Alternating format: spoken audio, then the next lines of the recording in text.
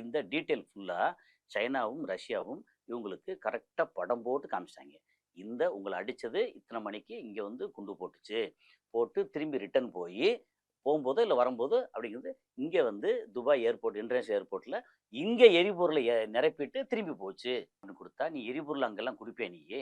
அப்போ அந்த எரிபொருள் டேங்க் அடிக்கிறோம். அப்போ ஈரான் பண்ணதில் என்ன தப்பு? அதாவது சண்டை வந்து நான் ரைட்டுன்னு சொல்ல வரல. ஈரான் வந்து பொதுமக்கள் இருக்க இடத்த அடிக்கிறாங்கன்னா நேரம் அங்கே வந்து தேரா துபாய், பர்துபாய், சத்வா, அப்புறம் நாலேஜ் சிட்டி, அதுக்கப்புறம் ஏகப்பட்ட இது இருக்குது, மெடோஸு, மரீனா. இது சொல்லணும்னா துபாய் வந்து ஒரு பெரிய பறந்து விரிந்த ஒரு மிகப்பெரிய இடம். அதில் மக்கள் நிறையா இருக்காங்க. அதுலேயுமே இடையில போர் ஆரம்பித்து ஒரு 3-4 நாளில் வந்து பாம் ஜுமேரான்னு ஒரு இடத்துல ஒரு ட்ரோன் வந்து விழுந்துச்சு.